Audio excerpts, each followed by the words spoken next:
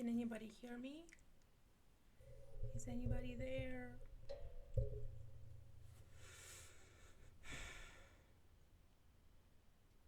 I see Charlie. You can hear it. I can hear. Good. How was the sound? We had some problems with echoes last time. And also, I apologize for my laptop being loud.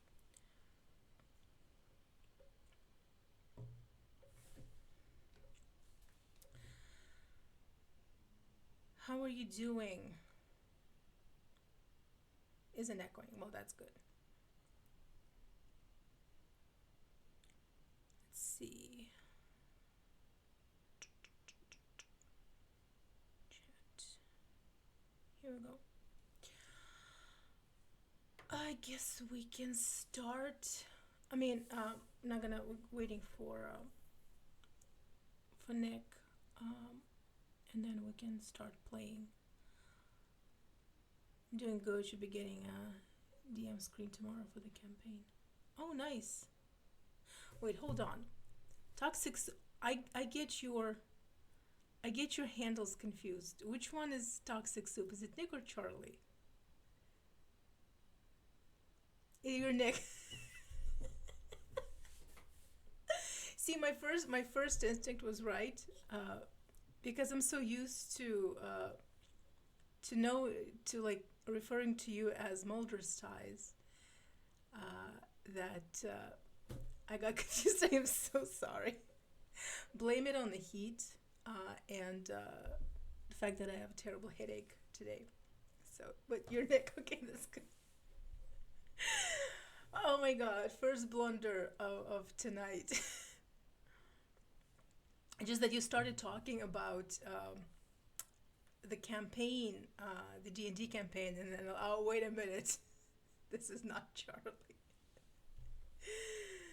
Hi. No, this is Charlie. Yes, I should have known because, like, I'm used to Nick being Mulder Styles and Charlie being Tiny Box Studios. And yeah, I apologize for that. Well, welcome to this midsummer day celebration stream. I should have called, if we had we done it yesterday, I would have called it Midsummer Night's Stream. But alas, we're doing it today, and it was just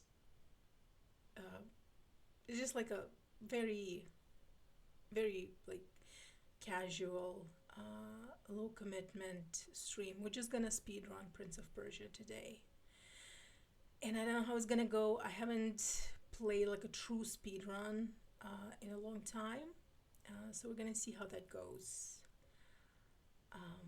Anyway, how is Charlie? Nick is okay. How is Charlie?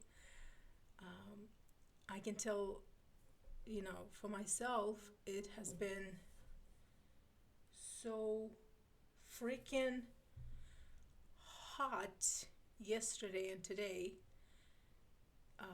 It was cold like for the longest time. We didn't have like a real proper spring, and now just like this heat just like dropped on us, and it's been really really hard these past couple of days because like you live by the coast, and so it's very very humid, so it's like it's musty heat. I hate it. Hot and tiring, and just been sleeping and had my sister over. Yeah, hot. It's very very difficult. How are you all? Yeah, persevering in this heat. Can't really complain, but I still do.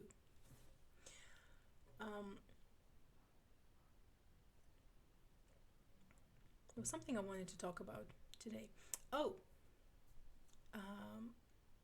so yes, we're gonna speed run Prince of Persia, and I think we're just gonna do it once, and so it's gonna be like I would be perfectly happy living in a fridge. Yeah, yeah, definitely. And it's like another thing. I go to the gym, but my particular gym is not well ventilated. There's something wrong with their air conditioning. And last time I was there, it was like there was no air, like I couldn't breathe. Like I'm thinking, like if I go to the gym in this weather, it's just hello heat stroke. So it's sort of it. This kind of heat, it messes with your daily routine, but it's also bad for your health. Like especially if you have heart conditions, high blood pressure, um, and it also in a psychological way, it sort of messes with your perception of reality. Bottom shelf. Oh my god. Now you said living in the fridge, and I just had a flashback to the movie Backrooms, which I saw yesterday. It was pretty good. Anyway, you guys want to play some Prince of Persia? I also apologize. I apologize a lot on these streams, but uh, I have new neighbors, and I can say that because they're never gonna see this stream. They are obnoxious assholes, and they're very, very loud. And there's nothing I can do about that. But yeah, let's just play the game. And like the reason I'm not wearing any headphones today is because it's so hot, and these headphones they're like earmuffs. I'm just gonna like be baked in them. Okay, let's play. Different neighbors from the cat. Yes, the cat neighbors. The lady with the cats. She lives in a different building. These new neighbors. So okay, so a little backstory. When we moved in here, like through that wall, the sweetest old lady, like the sweetest, and we had a great connection, like very, very friendly, the sweetest. She's like she's a psychologist, sort of this like very smart woman, but she was very old, and so eventually her family decided to put her in a home, you know and they sold her apartment, and now we have these new neighbors, who are, um, let's just say that the concept of a shared living space hasn't really been grasped by them. Should be obnoxious back to the neighbors. I could tell you stories. I'm a peaceful person, but I'm a kind of person like, you don't bother me, I don't bother you, but you start bothering me, you know, we're not gonna be friends. That's just how I am. Strategically placed speakers. See, the thing is, if I don't want to escalate things, and I don't want to retaliate, because if I start like playing music very loudly, or like being loud, it's just gonna give them permission to be even louder, and they're gonna be like, oh, she's being loud, I can be too. And I just I want to, it's not like I want to be the bigger person, fuck that. I just want to, I don't want to stoop to a certain level, if you know what I mean. But to give them, exactly, because like, as long as I'm in the right, as long as I'm the one, you know what, I'm following all the rules, I'm not bothering anyone, I'm not playing music too loud, I'm not renovating after the set, what the rules say, you're not like after hours. So yeah, don't give them ammunition. But yeah, neighbors, the concept of neighbors is a tricky one. Anyway, let's let's play the damn game.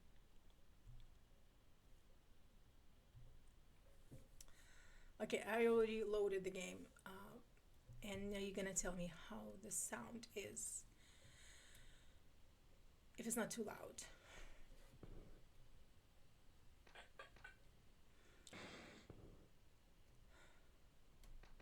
Okay, now I have to read the chat. Actually, I can read it here.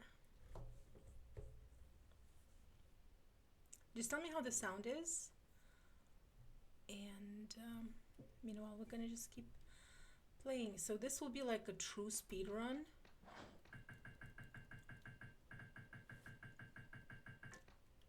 And like I said, I haven't done these in a while, so bear with me. It's a bear dance.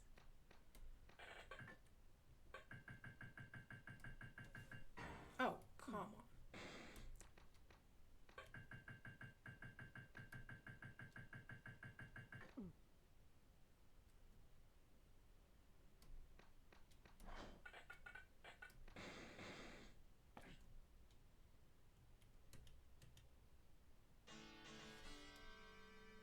Okay, I just need to read the chat. Not too loud, you're all good. Okay. Okay, then let's just keep playing. I'm just gonna be reading the chat in between levels.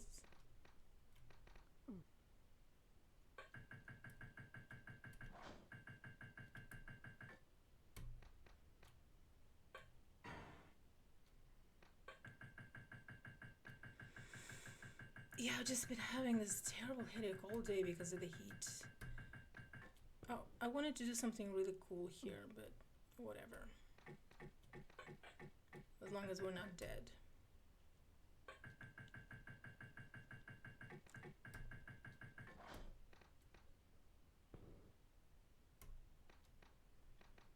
Okay, buddy. Let's get this over with.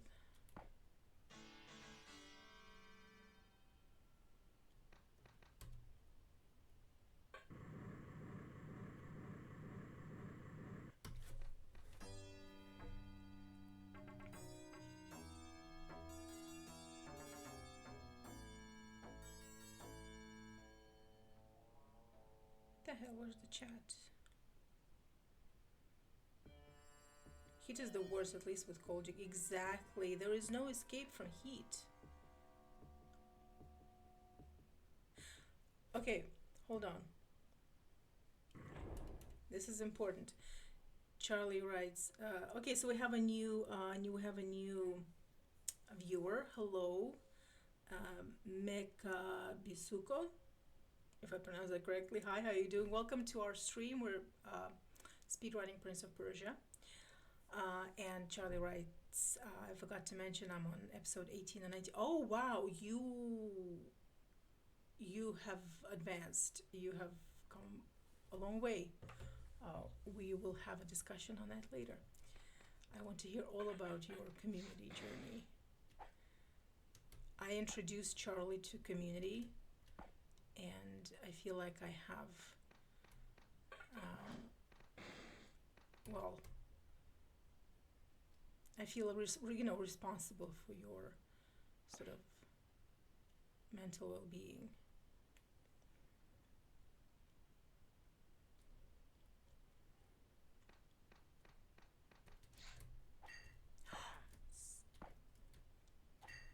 And also, like, since you're on season 2 right now, and it has been very, very difficult for me to have conversations about community with you without spoiling anything. And I just can't wait for you to finish the show so that you will understand every reference. I assume you'll know what Streets Ahead means now. Hey, he's still alive? This is the first. He never followed me before. You know what Streets Ahead means. But there's a whole vocabulary, like with any sort of cult piece of media, there's a whole vocabulary that goes with oh, come on. I am distracted today.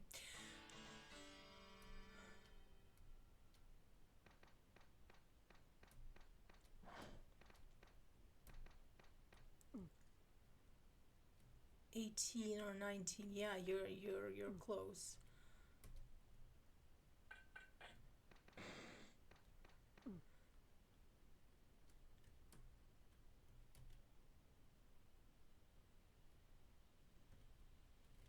I don't usually like introduce my friends to new TV shows, um, because I, I just don't care enough.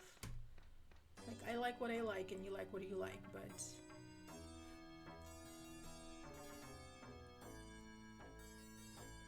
I just figured maybe Charlie would be, would like Community. It's sort of your speed.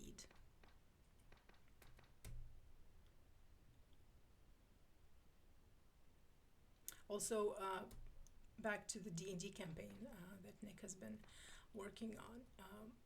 I never played Dungeons and Dragons. I only know of it like through cultural osmosis, and most notably from that Community episode from season 2, which is just so good.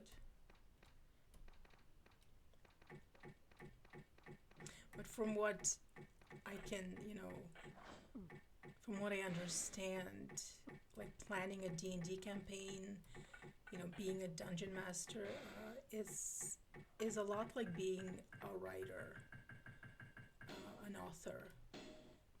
Especially like from what Nick has been telling me about, how he plans the campaign.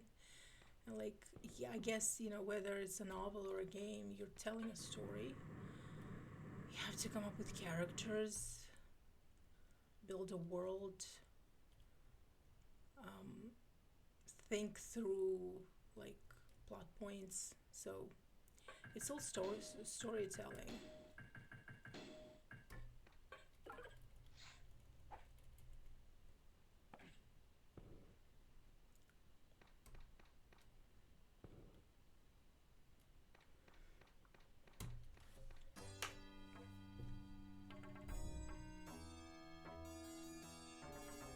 Can't wait for the campaign. The episode I did watch worked so good. Finally, Streets Ahead.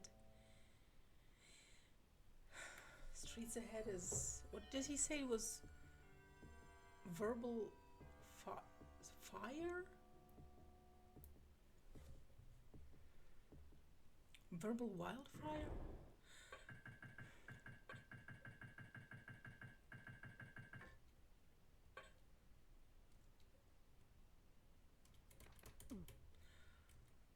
Why can't I do it now?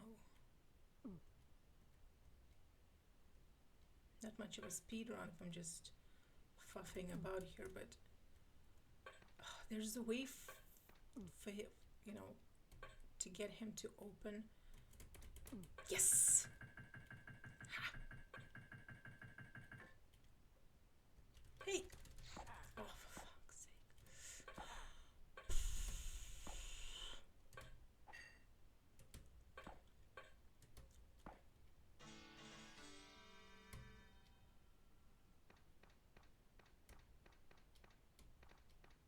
Okay, I'm crazy for doing this with only one health triangle, but we're gonna wing it.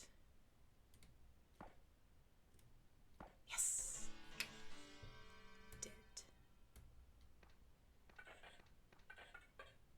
I always feel bad for the ones that I have to kill. But like, you're in a terrible place, like strategically.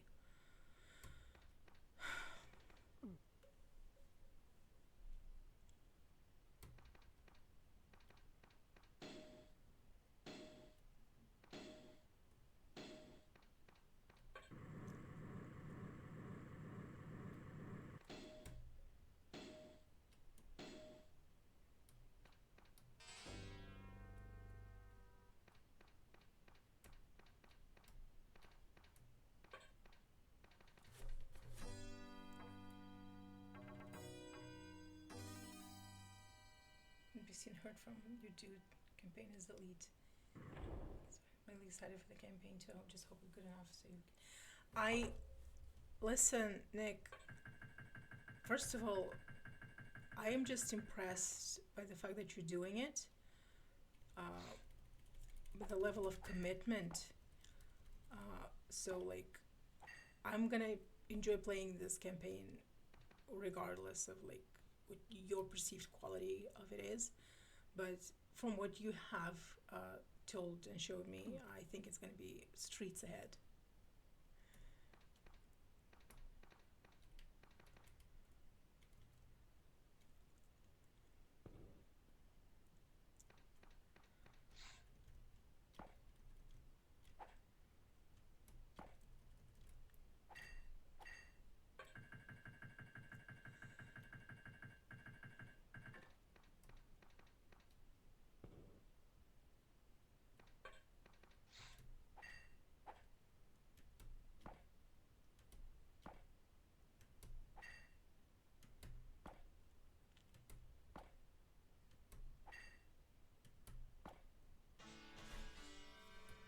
I don't know why I killed him. I could have bypassed him. To be completely fair, I was kind of going on autopilot.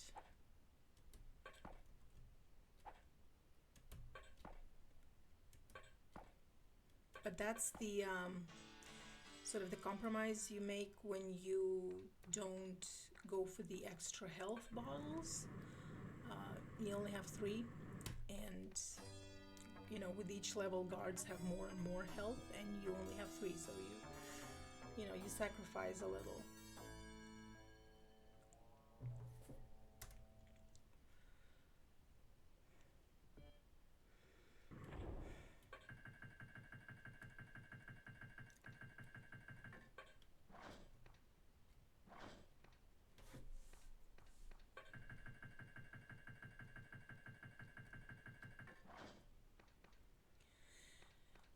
Okay, buddy. Let's see if we can bypass you. Okay, he gets to live.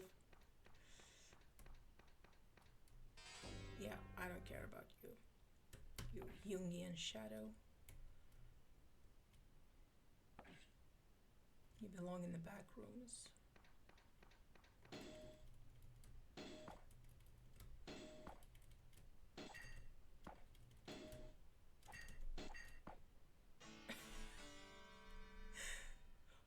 Oh my god. We almost got sliced ourselves.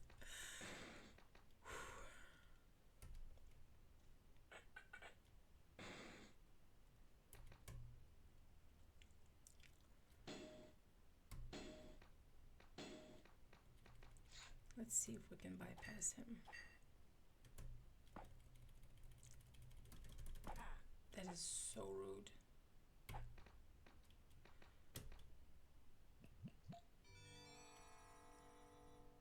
No, I'm not gonna do the glitch simply because it takes your health, and right now I can't really spare.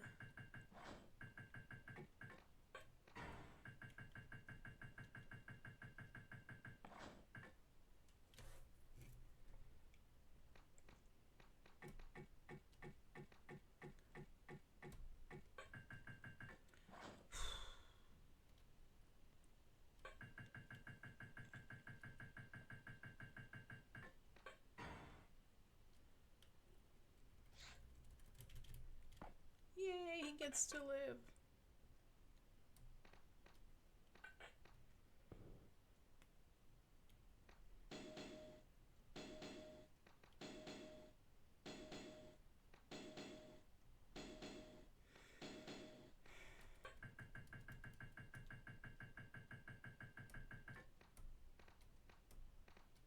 Now comes my favorite part.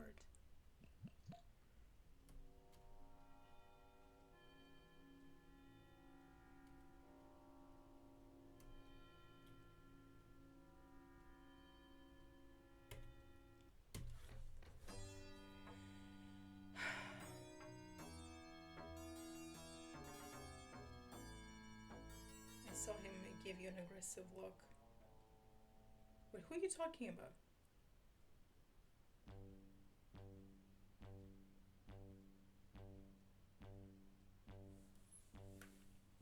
little Krychek to the rescue.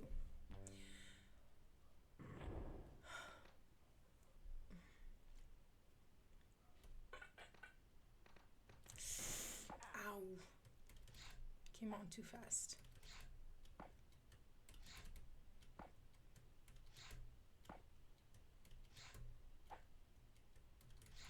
There is another way to beat him, but I can only defeat him when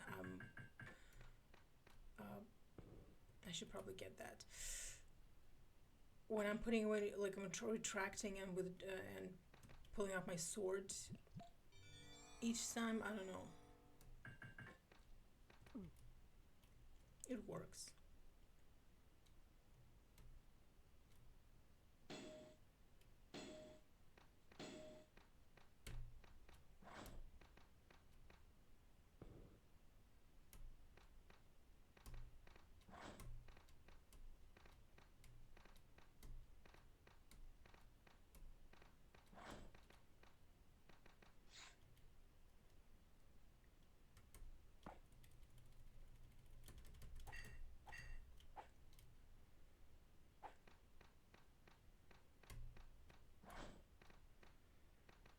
Okay, they can hear you, so I'm just gonna twerk by this guy.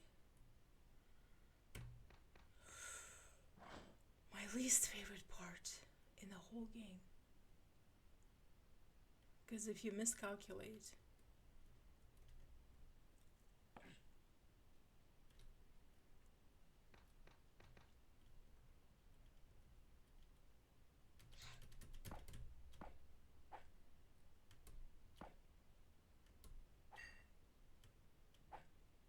come on, don't waste my time.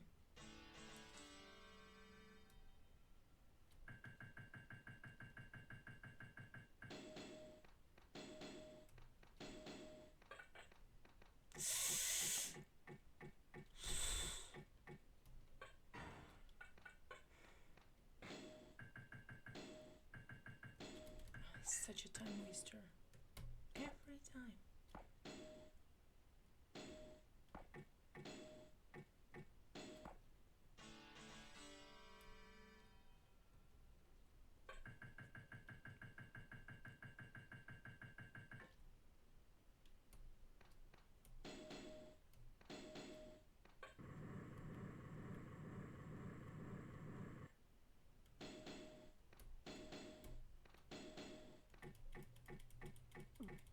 Yes, we didn't need little Krychek.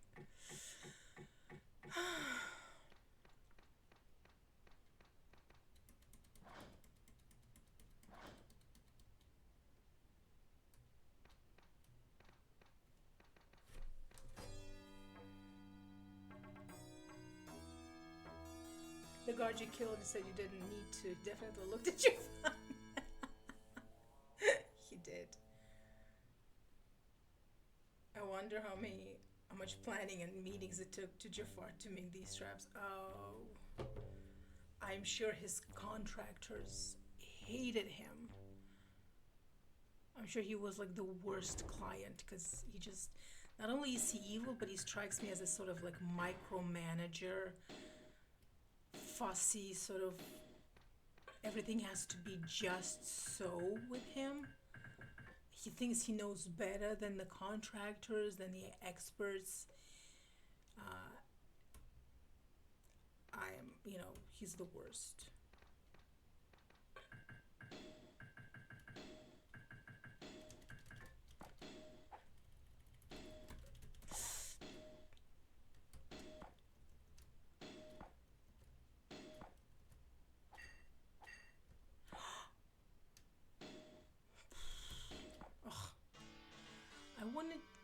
I wanted to push him into the guillotine and show you how you can sometimes sort of kill them in more unconventional ways. It sounded horrible.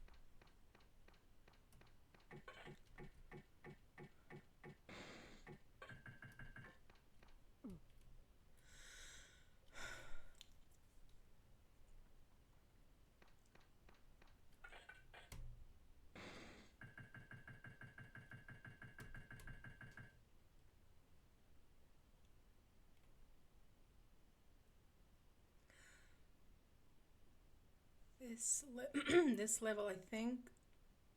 No, I mean, I don't think. I mapped out all the levels.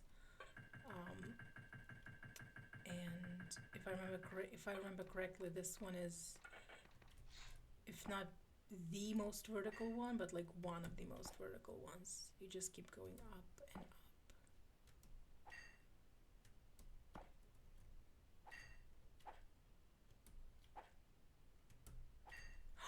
You. So rude. You know, I'm gonna have to take this.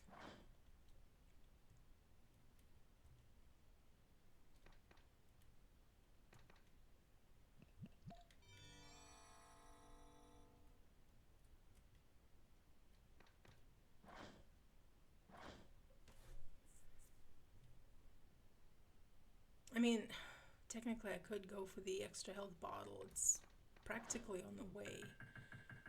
But who said we weren't gonna do that? So, not for this speed run at least.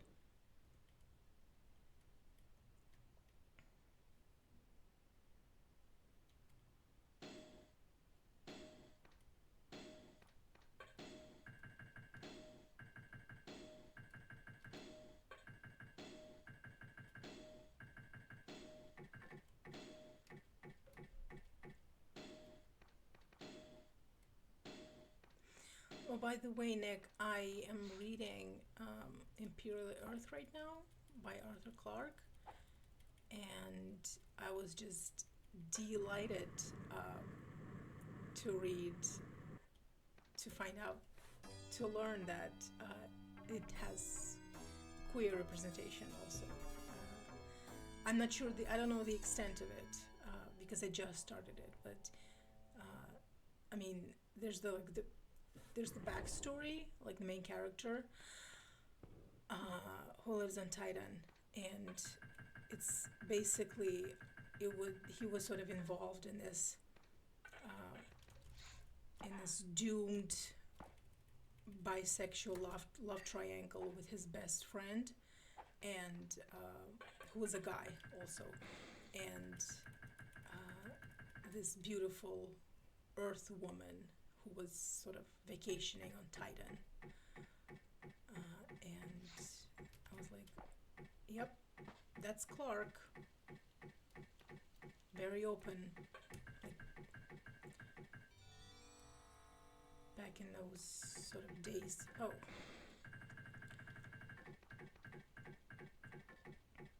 I don't know if there's gonna be more of that later in the novel.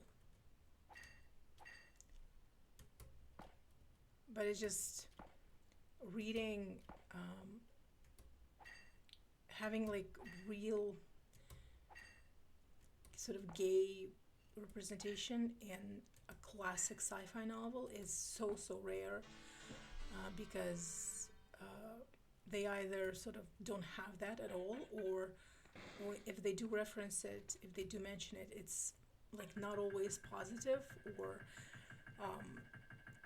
even if it is depicted sort of in a positive light, if it's like if it is sort of pro, LGBTQ, it's still, some authors still struggle with depicting gay characters in a way that's not a caricature. And I guess it took a sci-fi writer who was himself gay to write some, relatable characters.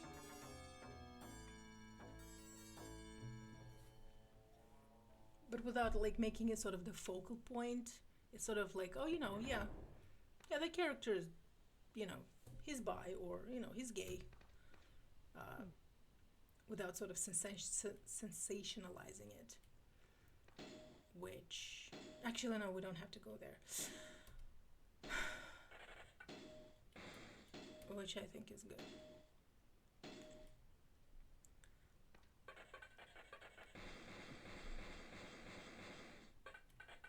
I'm gonna be honest with you. We just went through entire level 10 and I don't even remember going through it. I just did it completely on autopilot.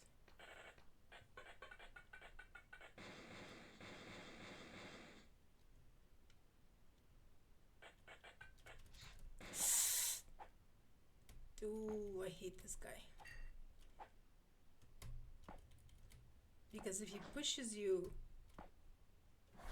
from, from the ledge and you climb back up, he'll just kill you. So you have to be very careful. How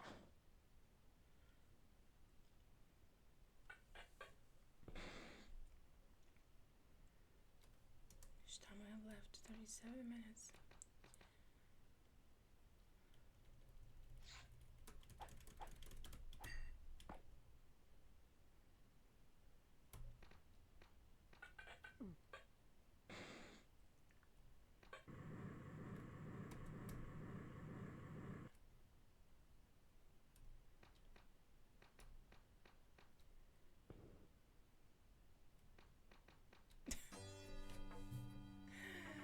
He's like, wait, take me with you. I hate it here. Another long corridor with more spikes. Definitely over their budget. I mean, where do you think he is like the Grand Vizier, and the Sultan is out of town? So he's like, he depleted the entire kingdom's budget.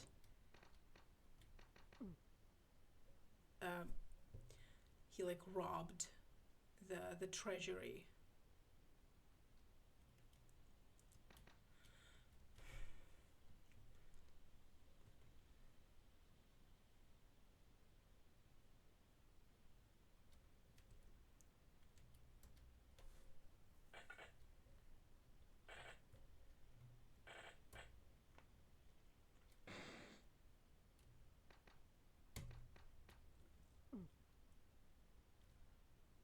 I'm a little disappointed this skeleton doesn't come to life because it would have been fun.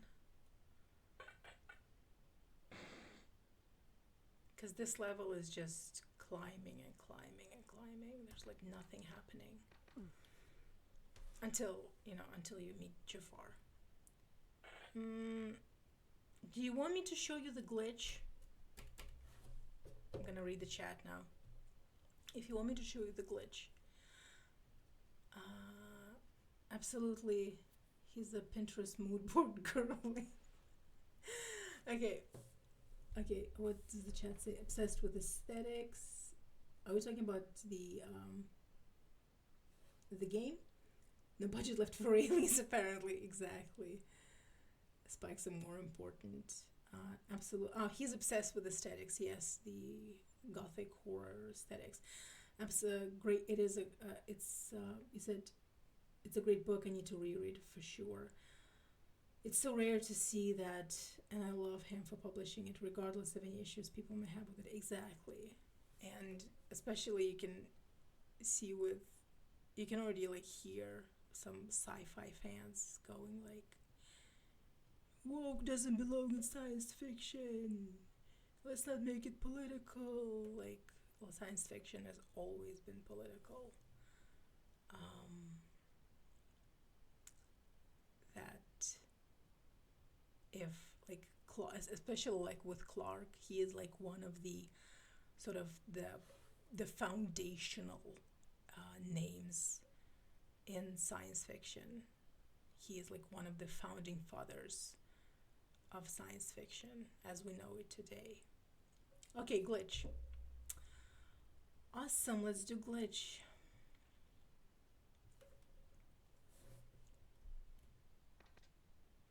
No, come on. Okay, if this doesn't work, he's gonna die.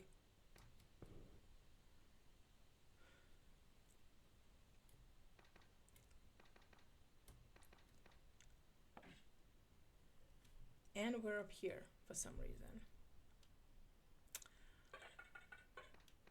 And we have to take the sword for some reason, even though usually it's the doppelganger that takes the sword.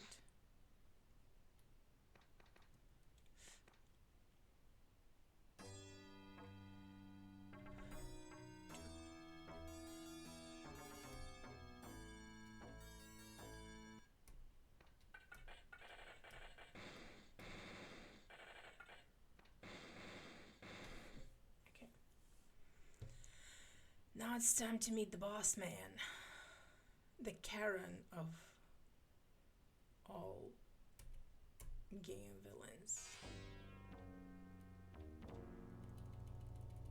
Oh, come on. Oh, come on. I wanted to switch places with him and push him off the ledge, but apparently he has other plans. Fine. Let's try and kill you the old-fashioned way.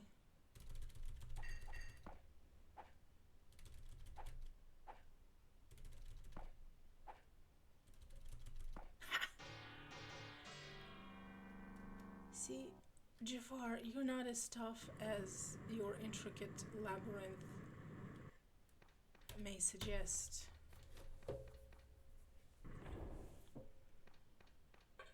I almost wish that this level came with some spikes. That would have been so funny if, like, you've killed Jafar, you've completed the game, you're gonna go and rescue your girlfriend, and then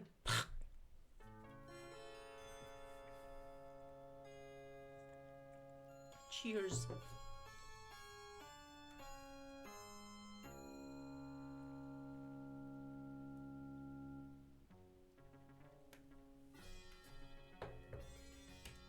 Okay.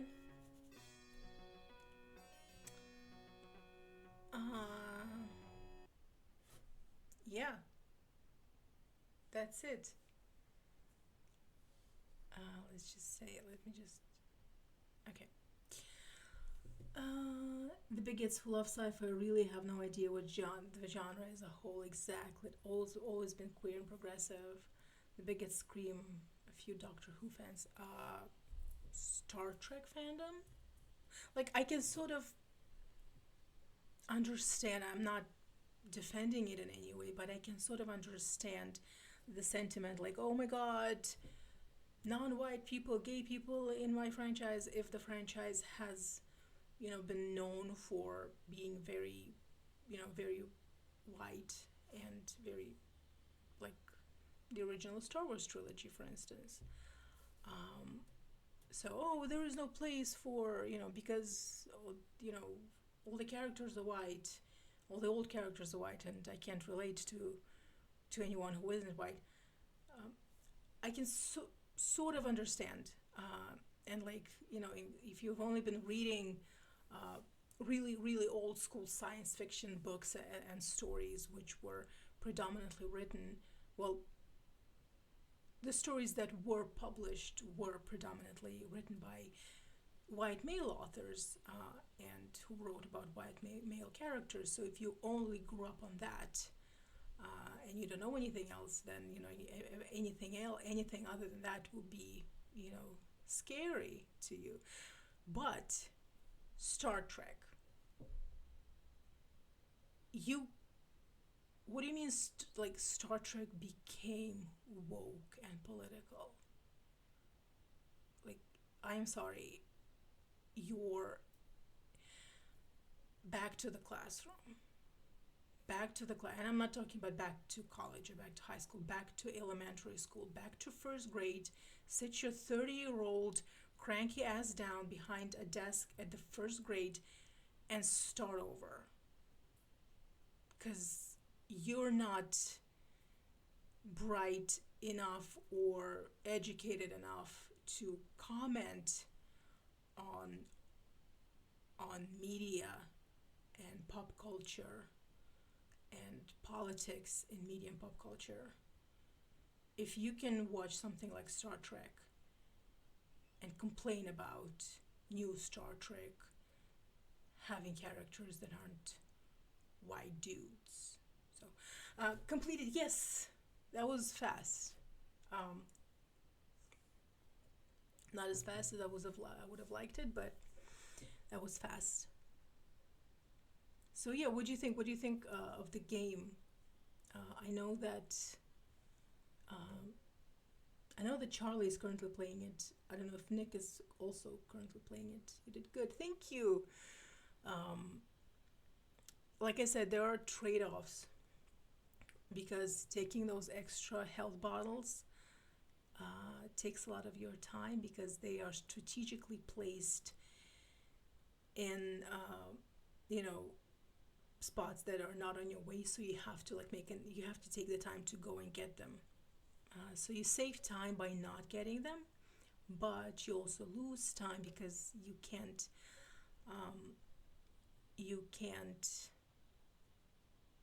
be as bold and take as many chances with guards. Still at level 1, just keep at it. Seriously, keep at it. But it's interesting how it's such a seemingly simple game. It's like so not it's not complex in any way, and yet it takes time to get good at it. Exactly, they were not subtle either. It's willful ignorance fueled by both a right-wing media campaign started by Murdoch and also general defending. Yes, it is. I am thinking when you consume, I shouldn't say consume, when you watch like Star Trek and you say that you're a fan, and yet you, despite the evidence slapping you in the face that this franchise has always been progressive, you complain about the new iterations of Star Trek being progressive, then it's almost like you're doing it on purpose. It's almost like you're wrong, but it's like a sunk cost fallacy. You don't want to lose face.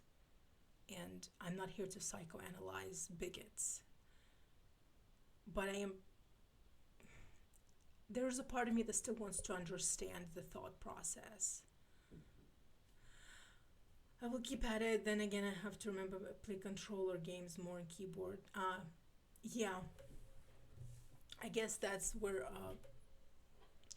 the that sort of transition can be difficult, because for me, I never played with a controller before. So when I played the Resist to Serve, we're gonna play that here on Twitch.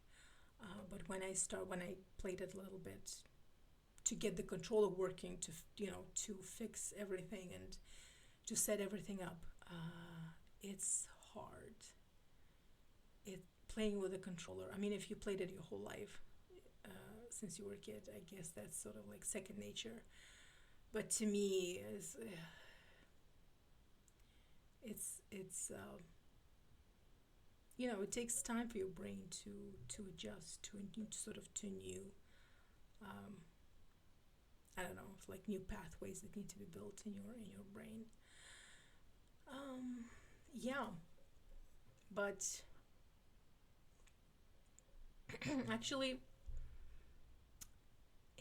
the history of science fiction is fascinating, and it's fraught with bigotry and racism and sexism and politics. And I recommend, actually, hold on a second.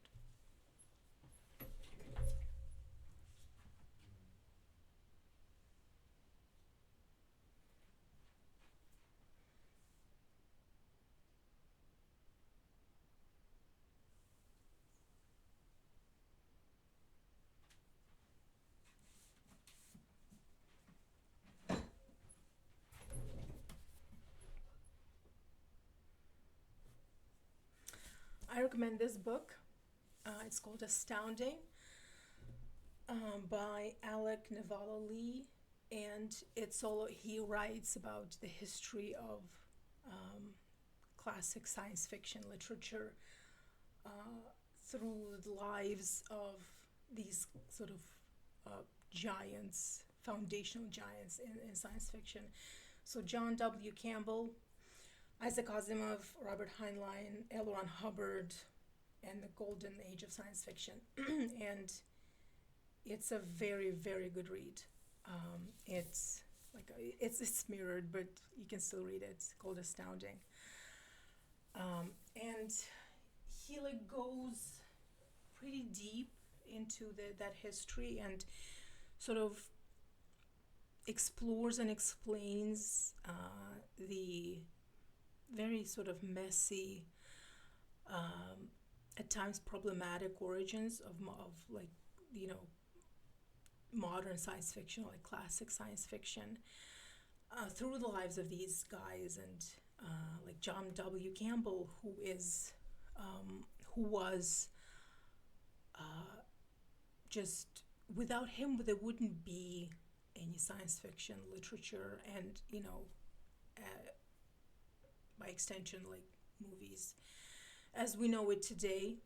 He was an ed- he also wrote he was also an author.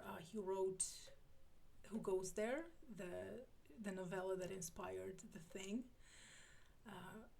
And But he was a better editor than he was writer, and he edited like many science fiction journals and magazines that became sort of the launching, you know, platforms for a lot of you know, the biggest names in science fiction. And so he was one of the people who was responsible for shaping the way, you know, shaping science fiction and shaping the genre, and sort of setting up the you know, the expectations and the standard for what the genre, you know, was supposed to be, and what it became.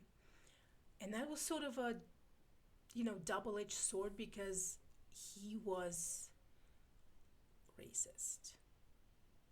He was pretty racist, and him and Isaac Asimov were friends. But Isaac Asimov, the way I understand it, you know, from reading both about him and of him, he was like a humanist. He was anti-racist, and him and Campbell almost ended their friendship because of Campbell's bigotry.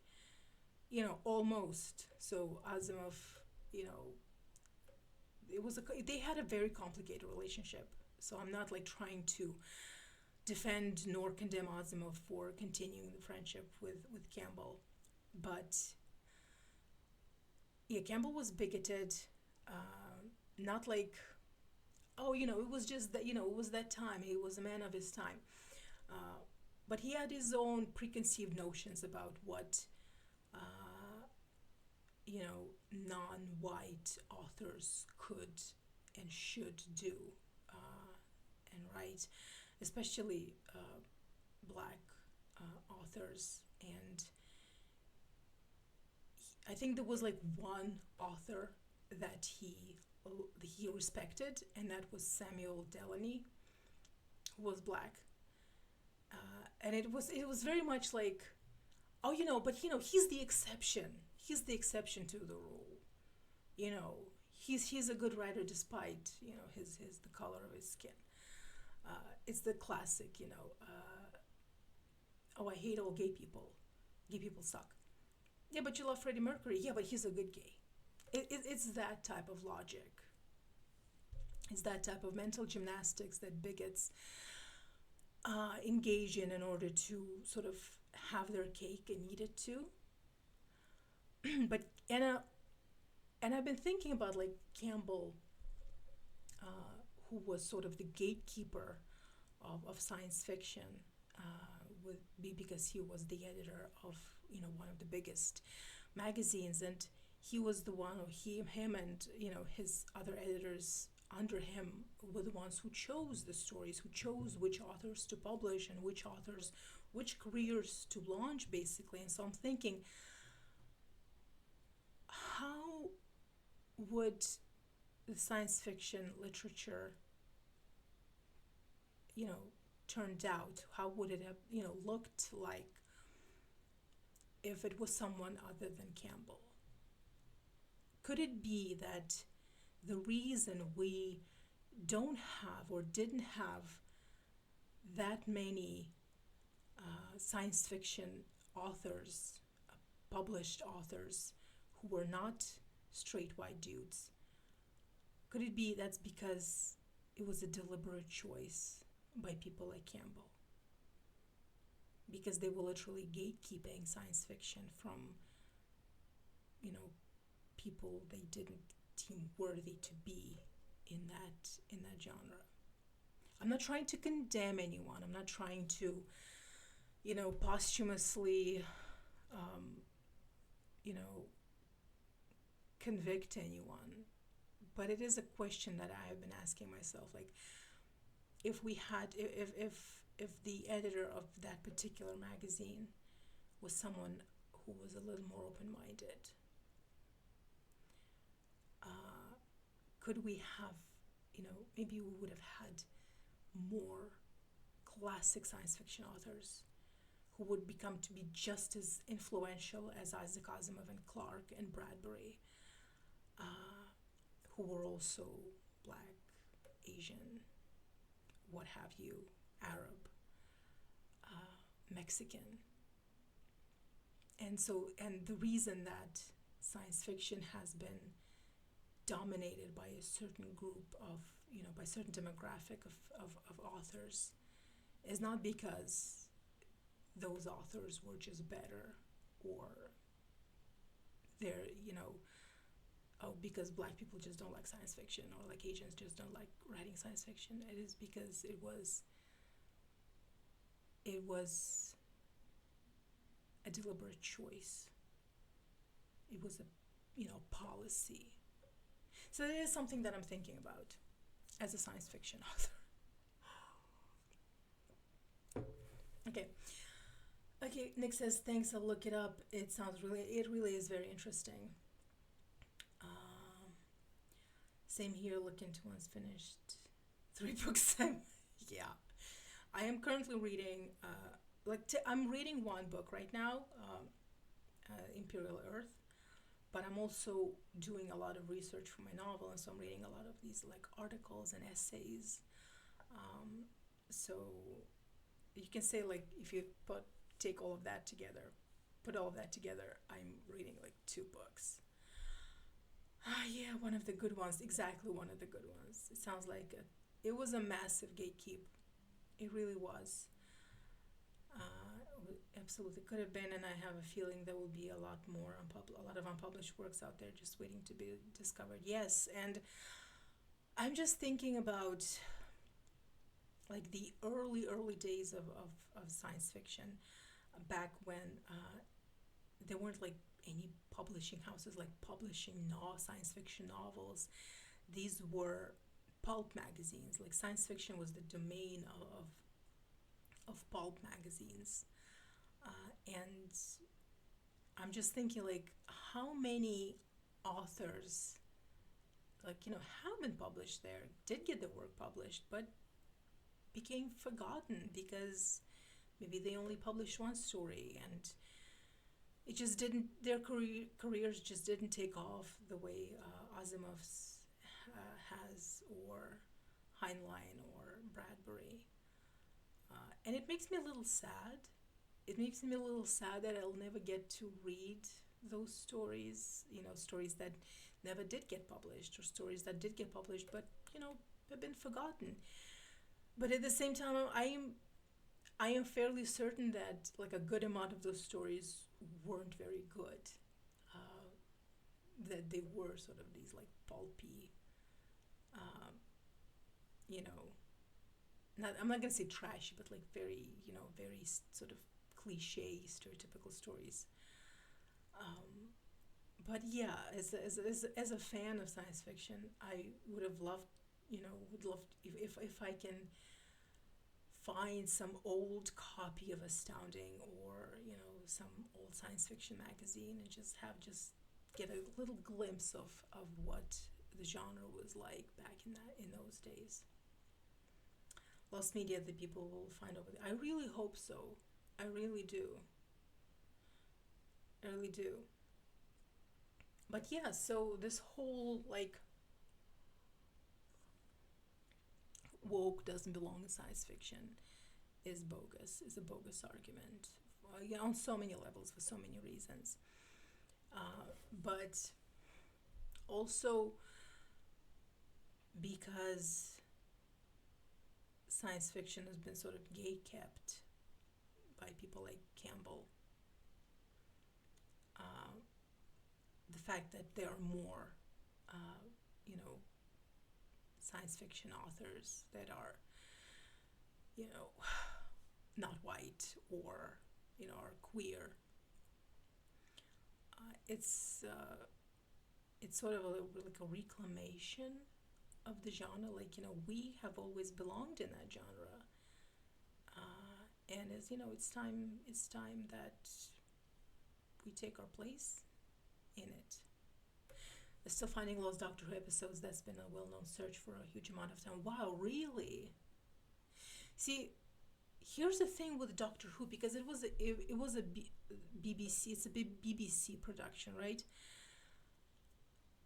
Um, if I remember correctly, from reading John Cleese's autobiography, back in the day, like 60s, BBC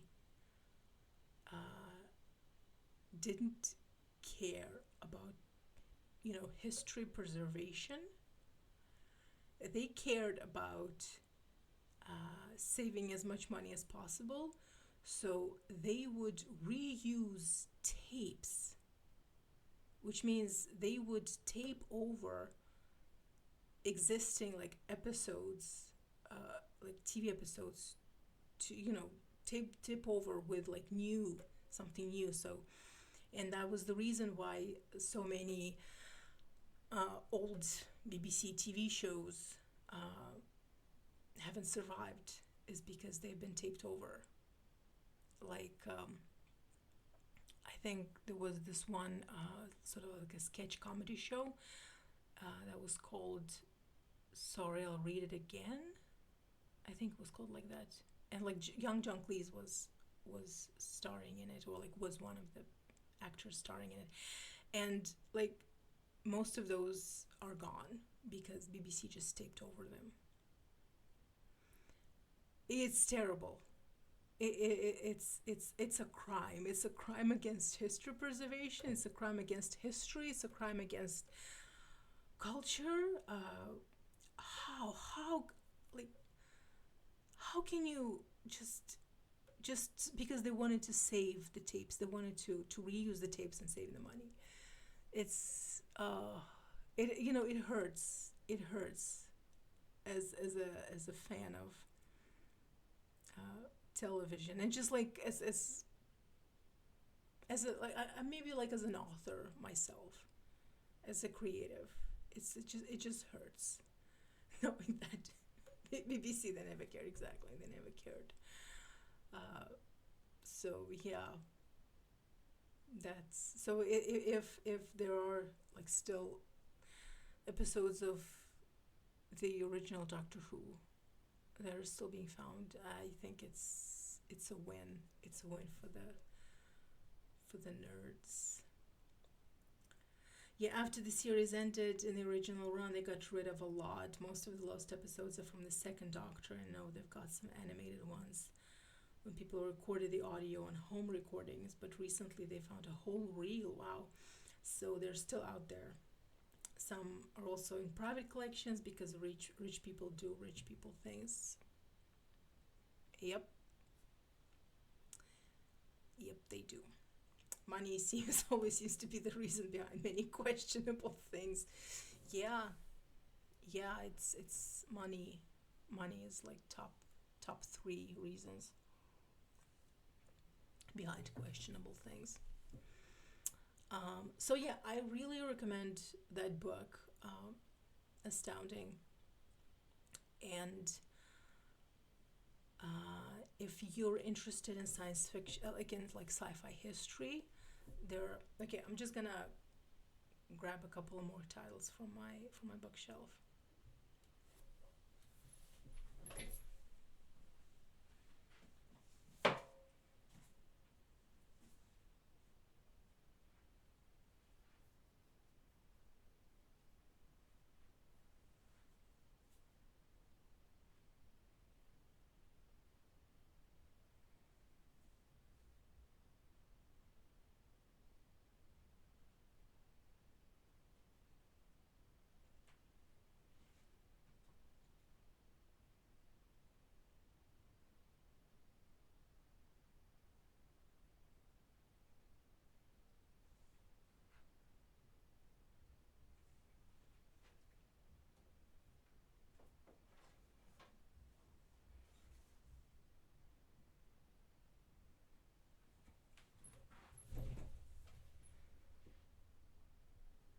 By the way, if you hear thumping, that's my neighbors. I think some of my other neighbors have like their grandchildren over, and so okay, money. Yeah. Okay. So first of all, this I Asimov is a memoir by Isaac Asimov. It's his late last memoir. He wrote a couple. He wrote a few. He was uh, he was quite a self-involved fella. Um, Now, the reason I think it's a good book is because, well, it's very well written, and also he gets very up in his own rear end in this one. Um, he was at this, at what, like, at, paradoxically, he was very aware of his flaws and his like weaknesses, and also very self-assured and at times arrogant, like just by reading, in his own words. um, but this book, he just mostly talks about his writing, and he talks about the publishing world of that time, when he was sort of starting out. And it does these essays, they give a very sort of, good, he gives you a very good insight, like an inside look into the publishing world, and his relationship with a lot of other authors, including John Campbell and Clifford D. Simic, who is one of my favorites. He's not as well known as the others simply because he was older than them, so he started out earlier than Asimov and the golden age of science fiction gang. So he's a bit, he's more obscure because of that, but he is also very fundamental in building sort of modern science fiction. And so yeah, so I recommend this one also, if you can get through his a little tongue-in-cheek, dry humor, bit of an arrogant style. But yeah, this one. And maybe not so much science fiction, but since we did talk about British television, Monty Python, the Pythons autobiography by the Pythons, it's a sort of a compilation of from like different books and interviews. For instance, it features like excerpts from Graham Chapman's autobiography, because it was published after he had died. So he doesn't write for this book, but they take stuff from his own book and put it here. And it's just like all of the Pythons just giving their bits and pieces about their history and the history of British television, and what it was like writing and creating Monty Python. And there is the reason you can connect it to science fiction in the way that they were friends with Douglas Adams, who wrote the Hitchhiker's Guide to the Galaxy series. And so there's like a whole connection there. And famously, Terry Jones, who was one of the Pythons, he wrote one of the books, a book for Douglas Adams. It's called, actually I should get it. Hold on.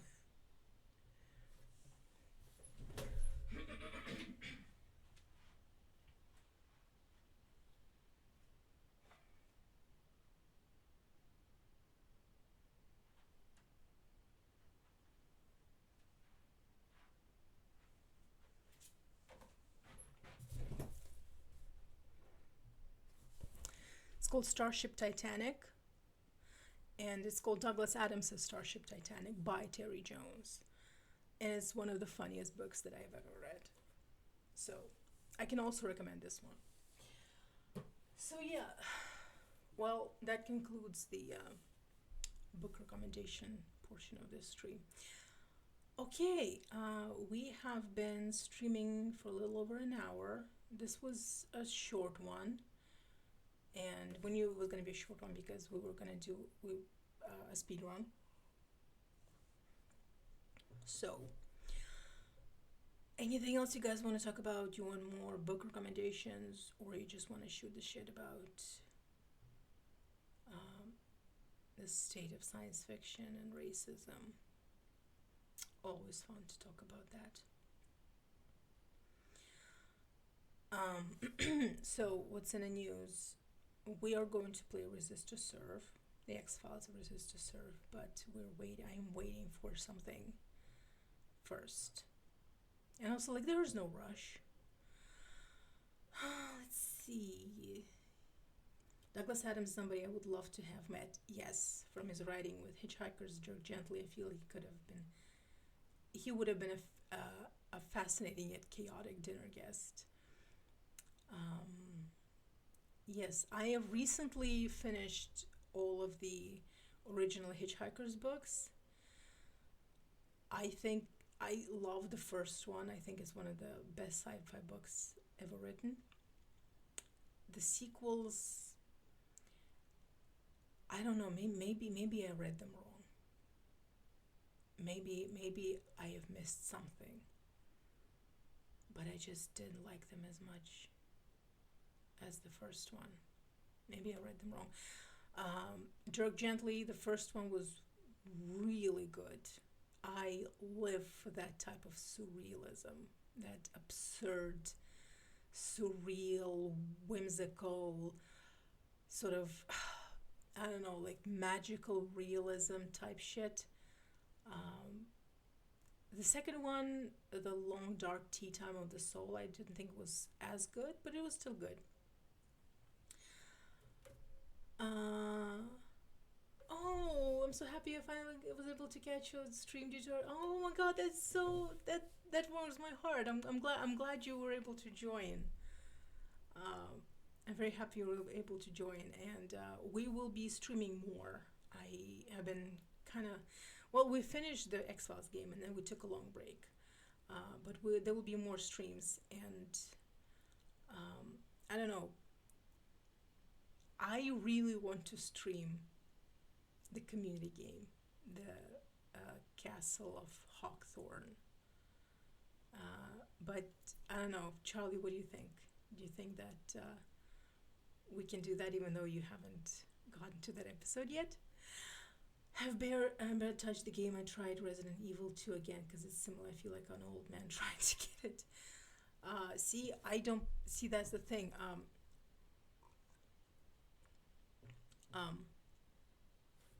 I don't play like zombie games except for Resist to Serve, which apparently is a zombie game. Yes, absolutely, stream it. Okay, yes, let's do that. Let's stream. Let's play that game. It's quite something. So the story is, there's an episode in Community. It comes late in season 3, where all of the characters are playing a video game because reasons I can't spoil. And so, like, almost the entire episode takes place, it is like animated as a video game. And it's amazing. And there were some fans who went the extra mile, the extra light year, and they created that game. They made that game, and it looks exactly like the game in the episode, but because the game in the episode is like we like see like just a part of it, they expanded it, and they crammed it full of references to the entire show, all 6 seasons, and it's amazing. And it's just, and like to get every reference, you have to have seen all of the show. But I think Charlie, you will still appreciate, and obviously you don't have to be a fan of the show to find that game funny also. but like I'm gonna have to explain a few things about the game because it was in the universe. It was created by. I will appreciate the game no matter what. In universe, it was created by a character who was super bigoted, and so there are sort of like features and aspects of the game that will like at first glance seem like a little like offensive, but you have to understand that the person who created the game in the show, like in the universe of Community, is super bigoted, and that's why it looks the way it looks. Uh, but it's an amazing game, and it's I mean just the fact that these fans just like did it, and I don't think they got paid for it because it's not an official game. It's not an official Community game. It was just like labor of love. So yeah, let's do that next. What do you say? Do you wanna stream next week? When I started playing Resist Serve again, I realized I was looking at the old static cameras of Resident Evil with rose-tinted glasses. I grew up playing horror games because I was given unrestricted game access. One of my comfort games from when I was a kid was the arcade version of House of the Dead. It was my Prince of Persia. Uh, yeah. See, that's where the age difference comes in because I grew up playing Prince of Persia, Tetris, Space Goose, and Dangerous Dave. We could play Dangerous Dave. That could be a lot of fun. That game is so retro. But I guess we should start with Community, with the Castle of Hawthorne, Adventures of Castle of Hawthorne. Okay, so let's do that next. So okay, do you want to set a next stream in a week from now? Maybe a little earlier, maybe like 9, like next Saturday, 9 p.m. Because like I want as many people as possible to join. So like, tell me if that works with the time difference. Tell me like if it works for like everyone present. Yes, old times, like when we played, like old times, like when we played. Yeah, it's our X-Files game days are already retro. Okay, all right. So next Saturday, that would be the 27th, 9 p.m. We will be playing the Adventures of Hawthorne on this channel. Um, okay, I'm just gonna write my Instagram handle.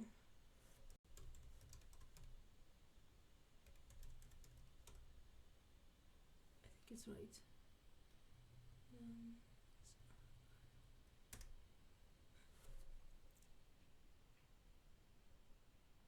yeah, just follow me there on Instagram if you don't already, and I post updates there.